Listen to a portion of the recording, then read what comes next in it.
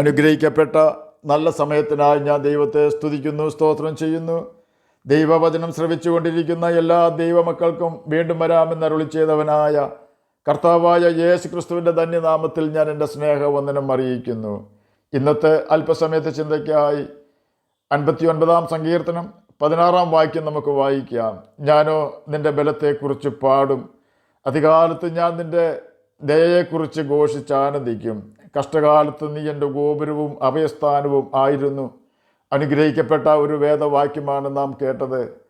ഫെലിസ്ത്യ മല്ലനായ ഗോലിയാത്തിനെ ജയിച്ച് അവൻ്റെ തലയുമായി മടങ്ങുന്ന ദാവീദ് ശൗലിൻ്റെ അടുക്കിലേക്ക് വരുന്ന രംഗം രോമാഞ്ചം കൊള്ളിക്കുന്നതായിരുന്നു. ദാവീദിനെയും ശൗലിനെയും പ്രകീർത്തിച്ച് ഇസ്രായേൽ സ്ത്രീകൾ പാടി, ശൗൽ 1000 കൊന്നു, ദാവീദോ 10,000. ഇങ്ങനെയായിരുന്നു അവർ പാടിയത്. ശൗലിനെ 1000 മാത്രമേ കൊടുത്തുള്ളൂ, ദാവീദിന് അവർ 10,000 കൊടുത്തു എന്ന് പറഞ്ഞ് ശൗൽ ദാവീദിനെ പകയ്ക്കുവാൻ തുടങ്ങി. ദാവീദിന് ശൗൽ തൻ്റെ മകളായ മീഖലിനെ ഭാര്യയായി കൊടുത്തത് അവൾ ദാവീദിന് ഒരു കെണിയായിരിക്കട്ടെ എന്ന ചിന്തയിൽ ആയിരുന്നു. എന്നിട്ടും ദാവീദ് വിവേകത്തോടെ കാര്യങ്ങൾ ചെയ്യുന്നു എന്ന് കണ്ട ശൗൽ അവനെ കൊല്ലുവാൻ തന്നെ തീരുമാനിച്ചു.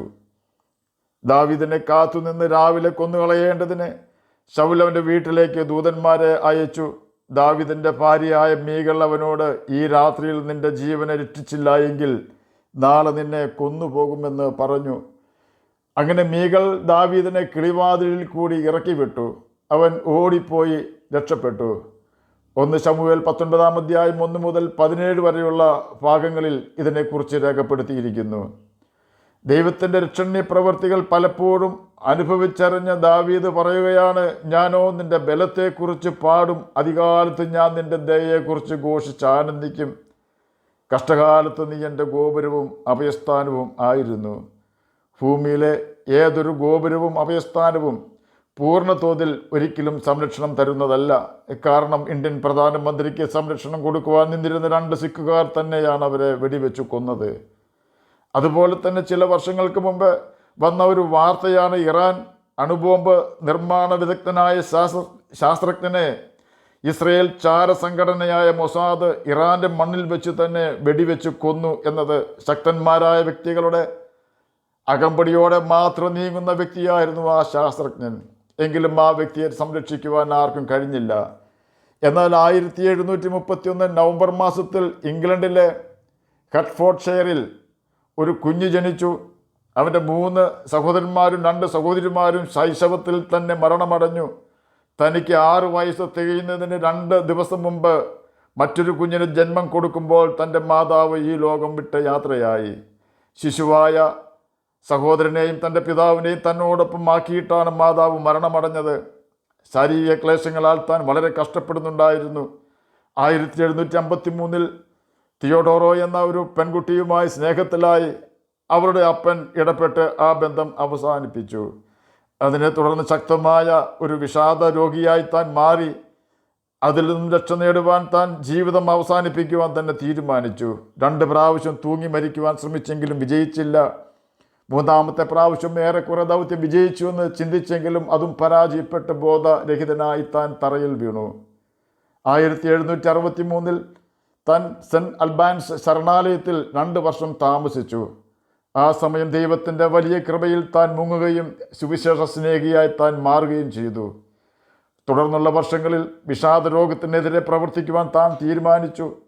താൻ എഴുതിയ 2 ഇംഗ്ലീഷ് സ്തോത്ര ഗാനങ്ങൾ ആണ് God moves in A mysterious way and there is A fountain filled with blood എന്ന ഗാനങ്ങൾ. ആ വ്യക്തിയാണ് ദൈവത്തെ സ്തുതിച്ചുകൊണ്ടുള്ള അനേകം കവിതകളും പാട്ടുകളും എഴുതിയ William Cooper. Great songs are born out of great sufferings. വലിയ കഷ്ടതയിൽ നിന്നും വേദനയിൽ നിന്നുമാണ് ദൈവത്തെ സ്തുതിക്കുവാനുള്ള നല്ല ഗാനങ്ങൾ ജന്മം കൊള്ളുന്നത്. അത് മറ്റനേകർക്ക് ആശ്വാസവും വിടുതലുമായി തീരുകയും അനേകരെ വേദനയിൽ നിന്ന് രക്ഷിക്കുകയും ചെയ്യും. വില്യം കൂപ്പറെ തകർക്കുവാൻ തനിക്ക് തന്നെയോ സാത്താനോ കഴിഞ്ഞില്ല.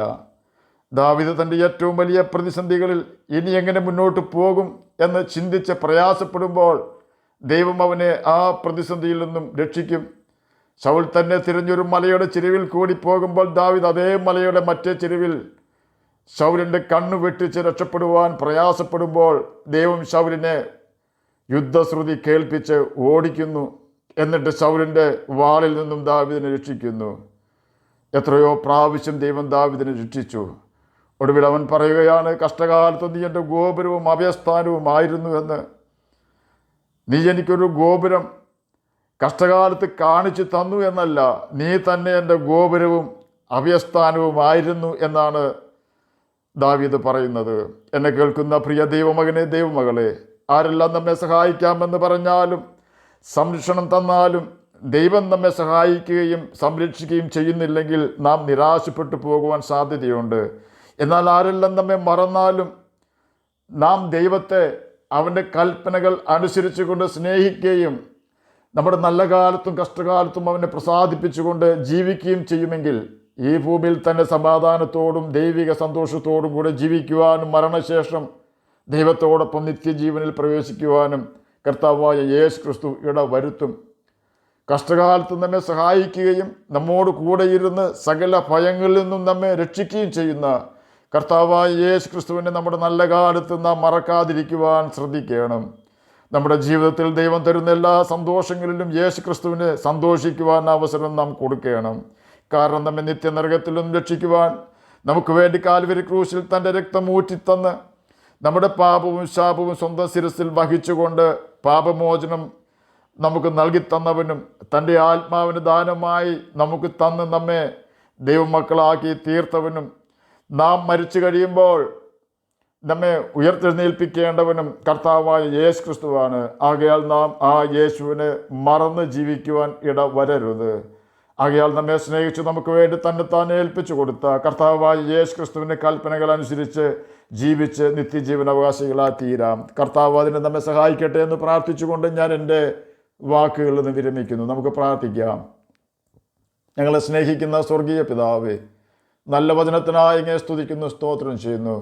എന്നെ കേൾക്കുന്ന ഏതെങ്കിലും പ്രിയപ്പെട്ടവർ രോഗത്താൽ ഭാരപ്പെടുന്നുവെങ്കിൽ, നിരാശരായിരിക്കുന്നുവെങ്കിൽ അങ്ങ് അവർക്ക് സൗഖ്യം കൊടുത്ത് നിരാശയിൽ നിന്ന് രക്ഷിക്കണമെന്ന് ഞാൻ പ്രാർത്ഥിക്കുന്നു. പഠിക്കുന്ന കുഞ്ഞുങ്ങൾക്ക് പഠിക്കുവാനുള്ള ബുദ്ധിയും ജ്ഞാനവും ഓർമ്മശക്തിയും കൊടുക്കണമേ. പ്രാർത്ഥന കേട്ടതിനായി സ്തോത്രം, യേശുവിൻ്റെ നാമത്തിൽ തന്നെ ആമേൻ. കർത്താവ് എല്ലാവരെയും അനുഗ്രഹിക്കട്ടെ. സ്തോത്രം.